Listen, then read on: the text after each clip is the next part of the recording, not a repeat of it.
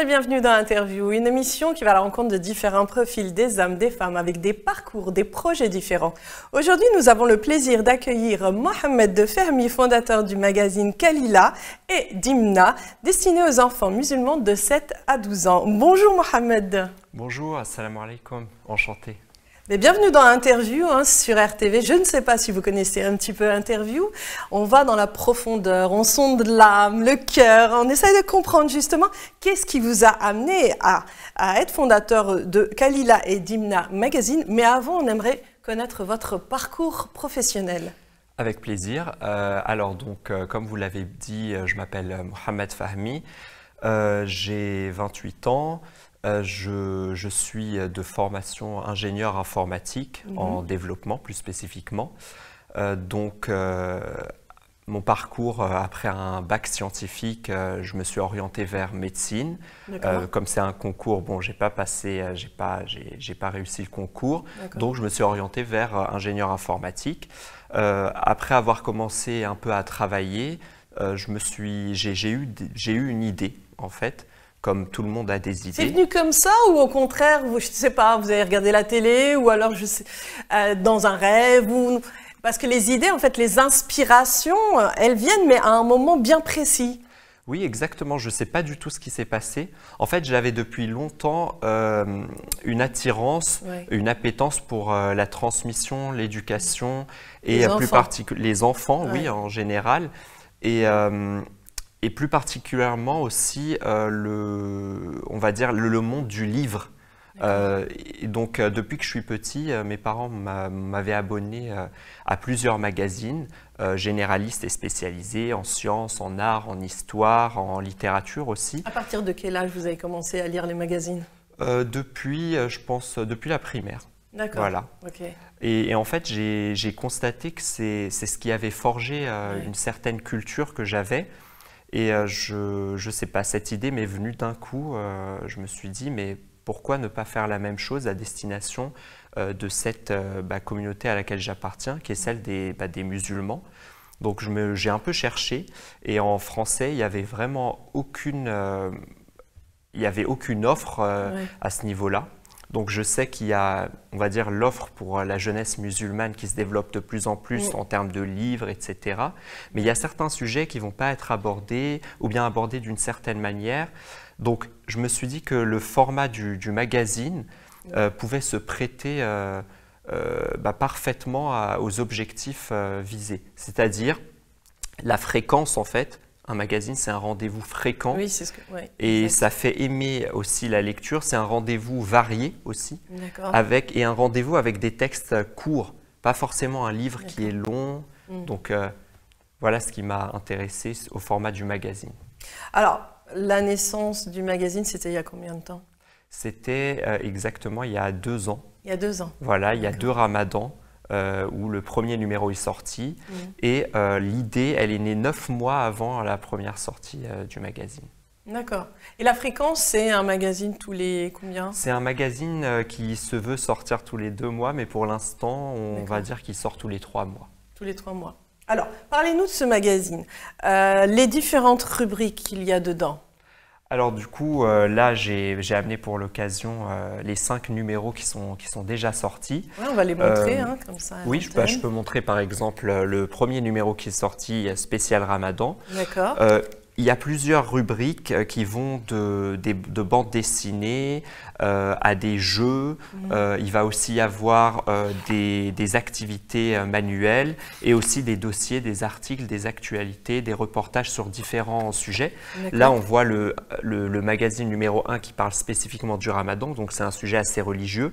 Donc c'est beaucoup là, amener la spiritualité à l'enfant sous forme de jeux, sous forme de textes, de bandes dessinées. Tout ce qui va être attractif pour l'enfant. Exactement, pour l'enfant et pour l'adulte, je dirais. Bien sûr. Parce que malheureusement, on est un peu orphelin, nous, en tant qu'adultes, des dessins, de tout ce qui est présentation esthétique.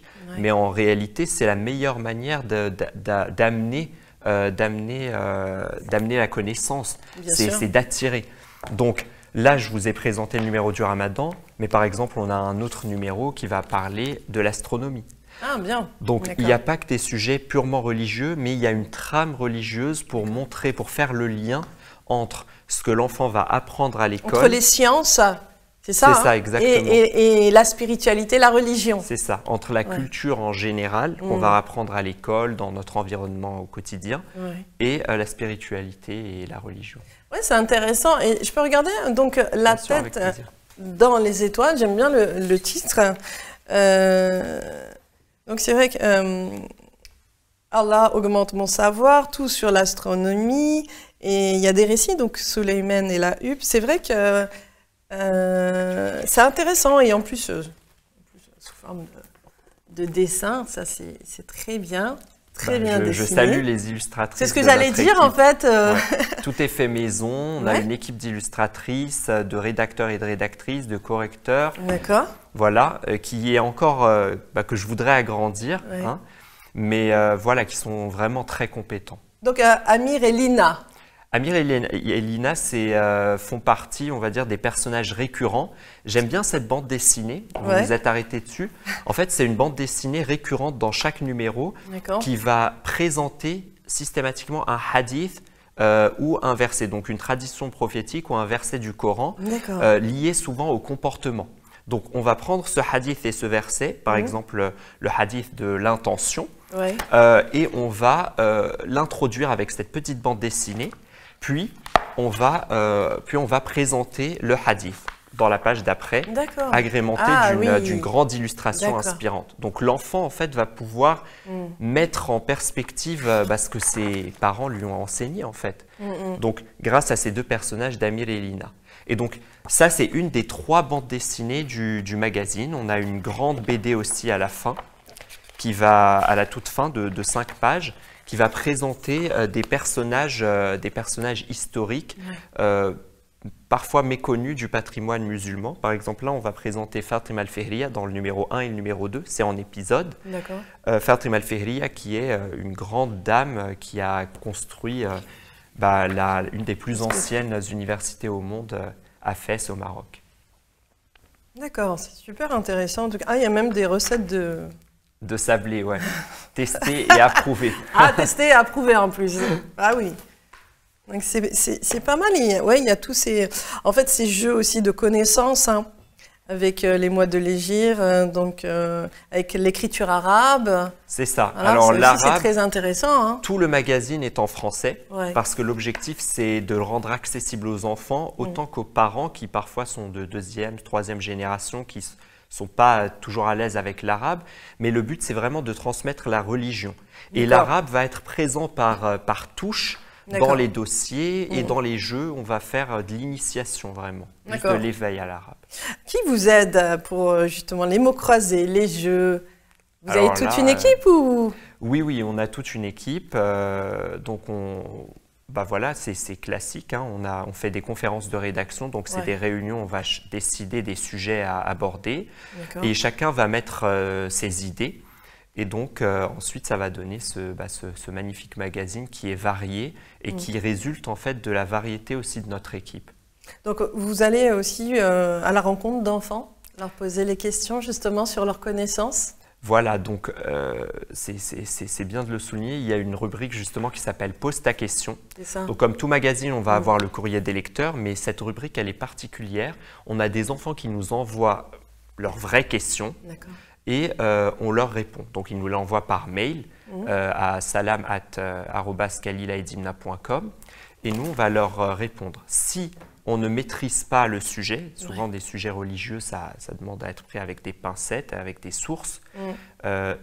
On a des gens de science dans notre entourage à qui on va pouvoir demander les éléments, on va pouvoir les mettre en forme de manière pédagogique pour amener la réponse à l'enfant. Pourquoi avoir choisi, une question, la tranche d'âge de 7 à 12 ans, spécialement? Vous me posez la question, mais vous connaissez la réponse, je pense. Alors, spécialement parce que 7 à 12 ans, c'est la primaire, vous le savez. C'est l'âge de la curiosité, c'est l'âge de l'émerveillement, encore intact. C'est l'âge en fait de l'ouverture. où l'enfant est encore ouvert à la lecture, est encore ouvert à la nouveauté. Donc, c'est l'âge en fait où on apprend tout. Ouais. La plupart des choses qu'on apprend, moi c'est ce que j'ai constaté sur moi et sur d'autres, c'est l'âge en fait auquel où on va acquérir la plupart de nos connaissances. Et donc, c'est l'âge aussi des questions. Ben oui. Et du coup, des réponses qu'on est censé donner aux enfants. Et depuis qu'on a lancé le magazine avec mon équipe, on rend visite à des écoles, on participe à des fêtes de fin d'année et des fêtes en cours d'année aussi. On va voir des classes et donc les professeurs et les parents nous disent, voilà, nous remercient, alhamdoulilah, parce qu'il y a des...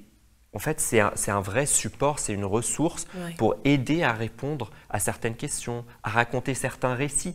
Par exemple, dans ce numéro spécial Hajj, spécial pèlerinage à la Mecque, on va bien sûr aborder l'histoire qui a conduit à l'Aïd, Aïd al-Adha, donc qu'on appelle communément la fête du mouton. Donc, comment raconter l'histoire du sacrifice d'Ismaïl par son père Ibrahim alayhi salam. C'est pas facile à raconter. Donc, nous, on essaye de le raconter dans un récit.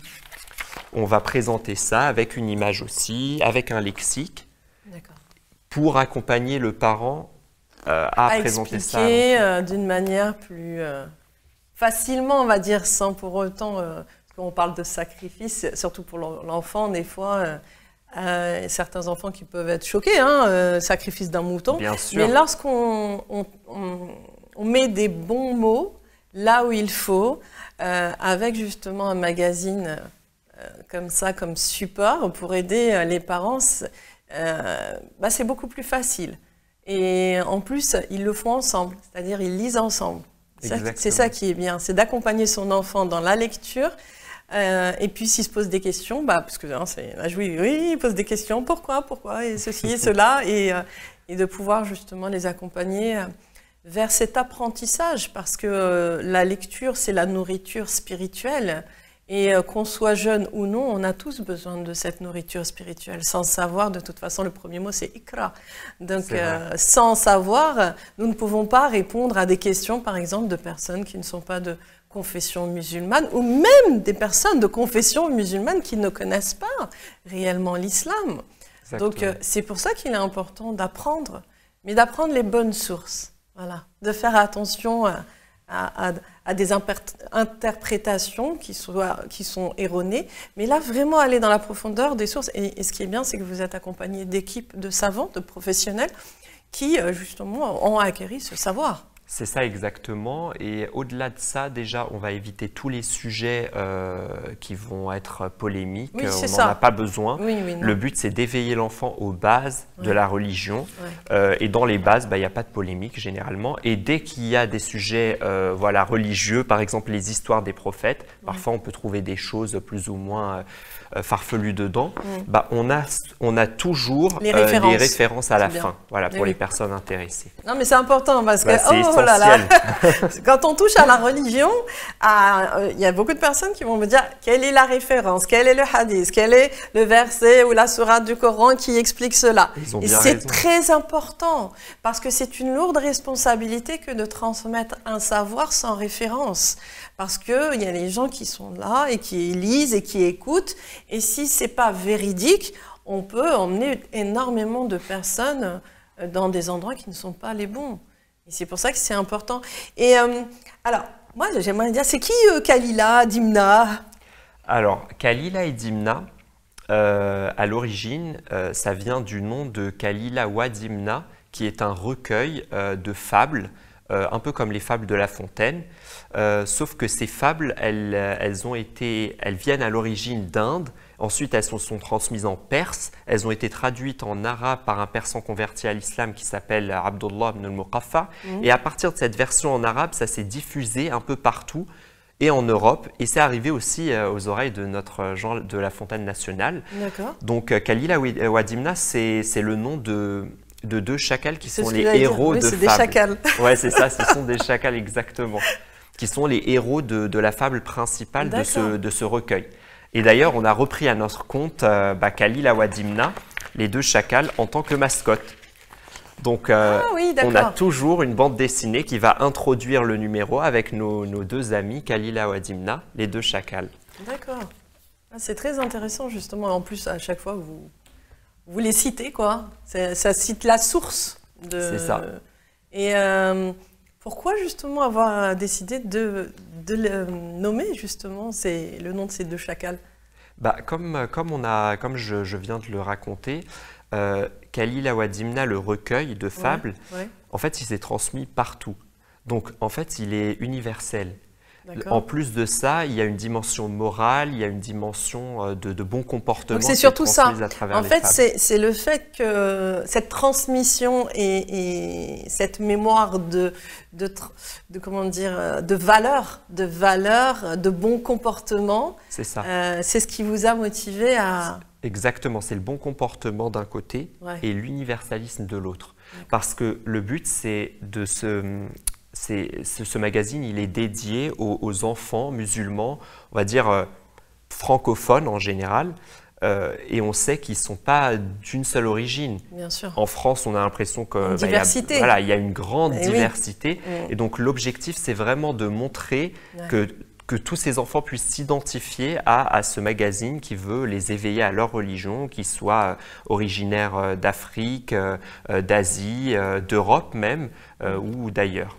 Comment a été accueilli, justement, tout au début de la naissance de Kalila et Dimna, comment il a été accueilli, ce magazine? Il faut savoir qu'il y a des écoles qui ont eu la gentillesse de nous accueillir dans leur classe avant même qu'on ait le premier exemplaire. On en a parlé aux enfants et en fait, on a pu revenir une deuxième fois, une semaine plus tard, et les enfants avaient retenu le nom du magazine. Ils l'attendaient vraiment impatiemment. Même moi, je m'attendais pas en fait à cet accueil. Et dès qu'on a sorti le premier numéro, alhamdoulilah, on a eu un certain nombre d'abonnés. Là, le nombre d'abonnés s'élève, alhamdoulilah, à quelques centaines. Et notre objectif, c'est de faire connaître le plus largement possible ce magazine pour pouvoir servir aux parents et aux enfants. Ce magazine, c'est un magazine papier qu'ils reçoivent dans leur boîte aux lettres, les enfants, et ils peuvent en fait c'est leur magazine. On a choisi le format papier pour qu'ils puissent écrire dessus, qu'ils puissent résoudre les jeux, qu'ils puissent, je sais pas, qu'ils puissent se l'approprier en fait. Oui, c'est ça. Exactement. Donc c'est un rendez-vous qu'ils vont avoir. Et jusqu'à maintenant, alhamdoulilah, l'accueil est très chaleureux. Mohamed, quand vous parlez d'écoles, c'est des écoles musulmanes ou des écoles publiques? Alors, je vais spécifier, bien sûr, il s'agit d'écoles musulmanes. D'accord. Il y a les écoles privées musulmanes, donc avec le programme de l'éducation nationale, et il y a les écoles qu'on appelle parfois écoles arabes ou écoles du week-end. Voilà, donc celles-là aussi nous accueillent avec plaisir. Mais c'est intéressant justement de pouvoir aller aussi même dans les écoles publiques, parce que il y a beaucoup de petits musulmans aussi, et puis il y a aussi des non-musulmans qui veulent connaître ce qu'est l'islam. Parce qu'on entend tout et n'importe quoi, malheureusement, dans les médias, où on fait peur avec l'islam. Alors que lorsqu'on voit justement la beauté, l'amour et surtout les transmissions du bon comportement, de la sagesse, de la tolérance, le véritable message de paix, salam, c'est important justement d'aller vers celui qui ne connaît pas et de pouvoir en parler. Donc il faudrait aller dans cette ouverture peut-être aussi, petit à petit, bien sûr. Bien sûr. D'aller vers celui qui ne connaît pas et malheureusement qui a des informations qui sont erronées. Exactement, notre objectif c'est aussi de développer une ligne de produits, c'est-à-dire que là, Kalila et Dimna est porté par notre maison d'édition qu'on a appelée Noun, comme la lettre Noun.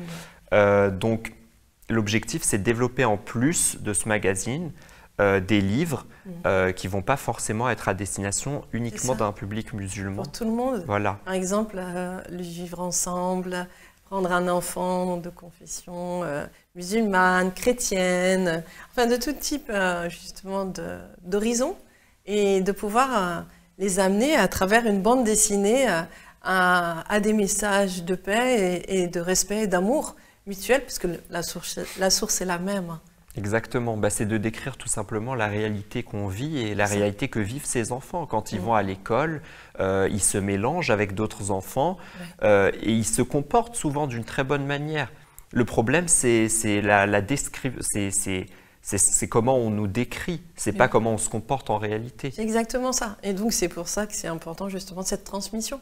C'est ce qui vous a poussé à être fondateur de ce magazine Kalila et Dimna, c'est la transmission, le besoin de transmettre des messages positifs et de parler, puisque, surtout à l'enfant, 7 ans, 12 ans, c'est un âge de construction, même si avant aussi, mais 7 ans, 12 ans, c'est là où l'âge de la curiosité, où on va dire, là, l'enfant commence à passer de l'enfance à l'adolescence.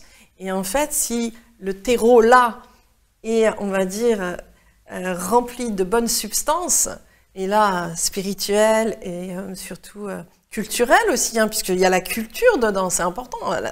L'écriture arabe, c'est la culture, c'est la beauté des mots, c'est aussi la calligraphie, en fait. Les illustrations aussi, hein, on voit de très belles illustrations. Et c'est ce qui est important, c'est voilà, le visuel. Le visuel est important pour l'apprentissage aussi. Exactement. Nous, nos valeurs, elles se centrent sur l'exigence de qualité. Donc, que ce soit la qualité esthétique, la qualité du contenu et la variété de celui-ci. Donc, l'objectif, c'est vraiment que les enfants aient à leur disposition une ressource précieuse pour se développer.